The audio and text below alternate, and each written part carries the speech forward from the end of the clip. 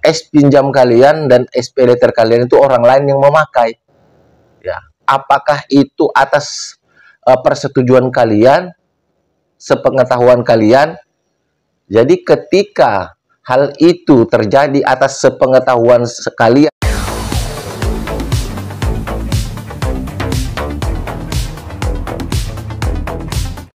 halo, assalamualaikum warahmatullahi wabarakatuh. Jumpa lagi bersama saya di channel kesayangan kita semua, Faiz Official Pinjol.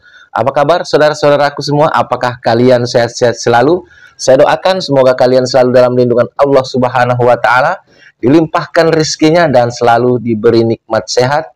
Amin, amin ya Rabbal Alamin.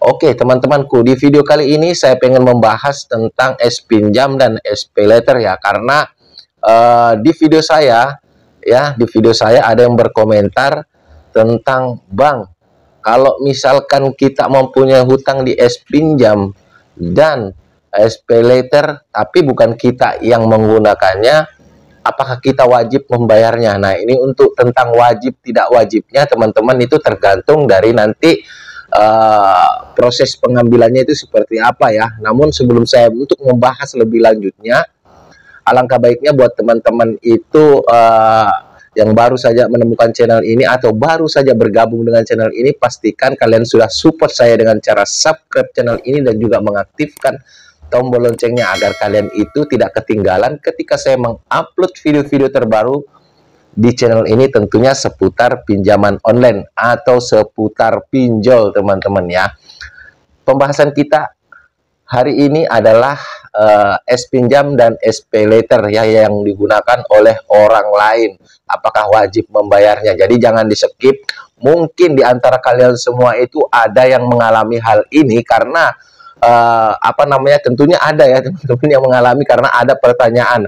Ada pertanyaan lewat channel ini dan juga pertanyaan lewat aplikasi sebelah ya teman-teman. Di TikTok saya Faiz Official itu ada yang bertanya juga seperti itu. Kemungkinan itu adalah orang yang sama yang bertanya tentang es pinjam kalau digunakan orang lain itu apakah kita sendiri wajib membayarnya ya teman-teman ya. Jadi simak sampai habis. Nah, kita akan mulai perlahan untuk membahas es pinjam dan SP letter ini ya teman-teman. Urusan wajib dan tidak wajibnya itu tentunya harus ada kronologi awalnya. Gimana kok bisa es pinjam dan SP letter kalian itu digunakan oleh orang lain ya. Saya di sini berbicara tidak akan memihak kepada siapapun ya. Saya akan memberikan edukasi ya, memang yang fakta yang harus kita lalui di lapangan atau fakta yang harus kita memang lakukan teman-teman. Jadi saya tidak memihak baik itu dari nasabah maupun ke pinjolnya. Jadi berbicara secara real ya teman-teman, seperti itu.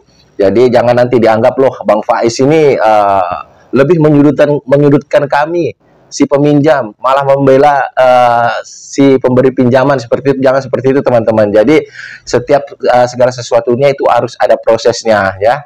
Jadi saya akan berusaha untuk menjelaskan sedikit tentang pengetahuan saya. Nah, untuk urusan es pinjam dan SP letter, tapi beliaunya itu tidak menyebutkan es pinjam SP letter mana ya. Saya anggap aja seperti mungkin aku laku, seperti itu ya teman-teman ya. Atau mungkin Lazada kan ada juga teman-teman ya, atau Shopee, nah, itu ada juga. Jadi yang jadi pertanyaan itu kok bisa ya teman-teman, kok bisa es pinjam kalian dan SP letter kalian itu orang lain yang memakai ya. Apakah itu atas persetujuan kalian, sepengetahuan kalian?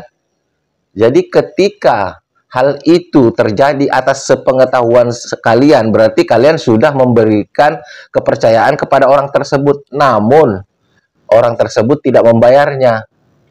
Itu tetap kalian harus wajib membayarkan hutang-hutang tersebut karena itu sepengetahuan kalian ya. Kalau misalkan kalian itu tidak mau untuk meminjamkan hal itu, tentunya ya hal itu tidak terjadi ya. Jadi itu jawabannya teman-teman ya. Itu jawaban awalnya, masih ada panjang, jadi jangan di skip. Ketika itu kalian ketahui dan kalian izinkan untuk beliau itu karena berdasarkan mungkin alasan kalian karena kalian percaya kepada orang tersebut, ya, kalian mengiyakan aja, tidak apa-apa pakai aja, tapi nanti kalian bayar ya, mungkin seperti itu ya. Pembahasannya mungkin di awal, tapi mereka ini yang dipinjamin ini nggak bayar ke aplikasi S-Pinjam dan SPayLater-nya. Itu tentunya menjadi tanggung jawab kalian yang mempunyai akun. Nah, jadi wajib kalian bayar kalau misalkan kalian itu mempunyai uang. Tapi setelah itu, karena kalian itu sudah tahu bahwasanya orang ini tidak bisa dipercaya, kalian stop, ya.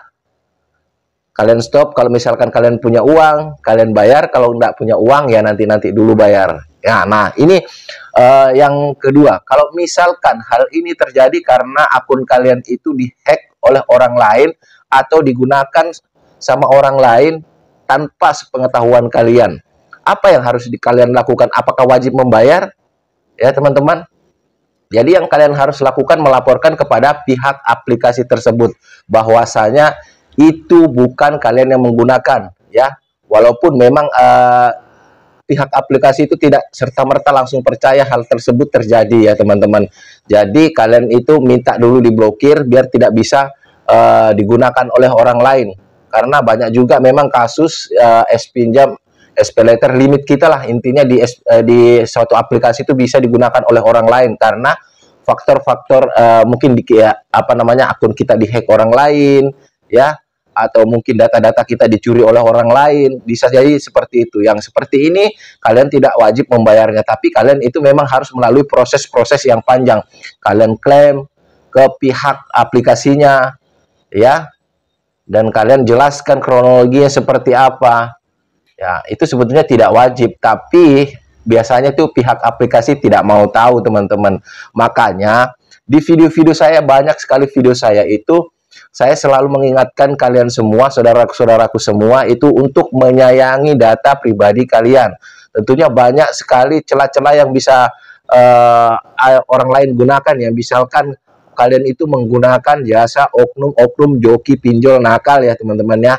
Itu bisa dimanfaatkan oleh pihak-pihak tersebut untuk dipergunakan mungkin untuk hal-hal kejahatan lah. Kalau menurut saya itu kejahatan, membobol limit orang lain itu adalah hal kejahatan, ya. Ini tidak bisa dibenarkan, ya. Makanya saya selalu mengingatkan buat teman-temanku semua, jaga data pribadi kalian.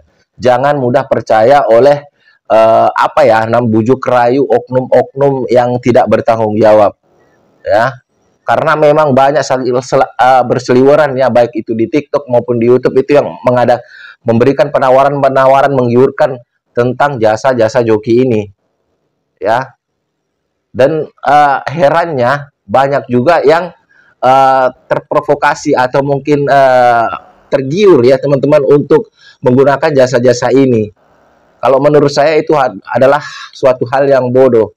Kalau misalkan kalian sudah banyak galbay di aplikasi, ngapain lagi kami mikirkan mau ngambil lagi? Ya udah, di stop aja. Kalau urusan kalian belum bisa bayar, itu urusan nanti aja lah. Ya, kalian stop aja, nggak usah bayar. Kalau misalkan nanti ada ada uang, baru kalian bayar. Ya, ini bahaya sekali kalau data pribadi kalian serahkan ke orang lain, ya.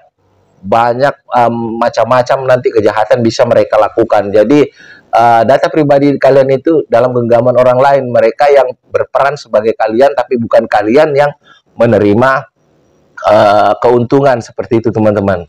Jadi untuk jawaban saya, temanku yang bertanya, kalau misalkan S-Pinjam dan SPayLater kalian itu digunakan oleh orang lain, tapi dengan sepengetahuan kamu, si pemiliknya, berarti kalau beliau itu tidak membayar, kamu wajib membayarnya kalau punya uang, ya. Tapi kalian itu tidak usah khawatir, ya. Cukup kalian stop aja, stop, ya. Kalau misalkan kalian ada uang, bayar, ya. Kalau nggak ada uang, ya tetap stay galbay dan jangan kasih lagi ke orang lain.